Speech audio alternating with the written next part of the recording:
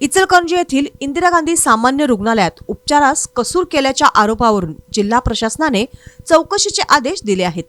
या प्रकरणी नियुक्त 3 सदस्यीय समितीने रुग्णालयात भेट देत चौकशीची प्रक्रिया पूर्ण केली।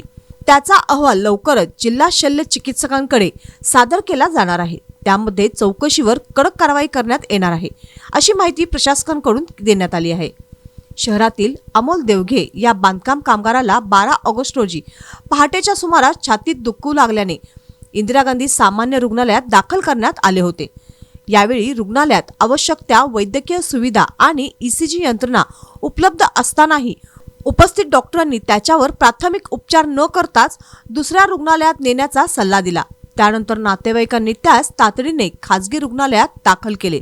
तेथे उपचार सुरू असतानाच देवघे याचा मृत्यू झाला। शासकीय रुग्णालयात वेळेवर वैद्यकीय मदत न मिळाल्यामुळेच नाहक बळी गेल्याचा आरोप करत नातेवाईकांनी तीव्र संताप व्यक्त केला।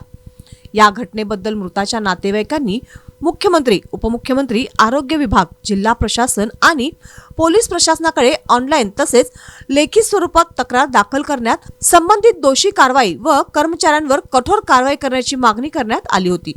तक्रारीमधील गांभीर्य ओळखून जिल्हा शल्य चिकित्सक सरिता थोरात यांनी तातडीने त्रिस्तरीय चौकशी समिती नियुक्ती केली आहे। या समितीला संपूर्ण प्रकरणाची सखोल चौकशी करून अहवाल सादर करण्याचे निर्देश देण्यात आले होते। त्यामुळे चौकशी समितीने रुग्णालयात प्रत्यक्ष भेट देऊन पाहणी करत माहिती जाणून घेतली। चौकशी दरम्यान 12 तारखेच्या पहाटेच्या रुग्णालयातील सीसीटीव्ही फुटेज तपासण्यात आले। तसेच त्या शिफ्टमध्ये कर्तव्यावर असलेल्या सर्व डॉक्टर व कर्मचाऱ्यांचे या संदर्भात लेखी खुलासे घेण्यात आले आहेत।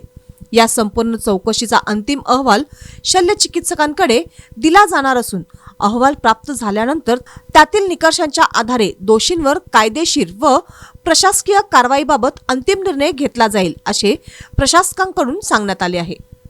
सोबतच हा व्हिडिओ जास्तीत जास्त शेअर करा आणि माय महाराष्ट्राला सोशल मीडियावर नक्कीच फॉलो करा।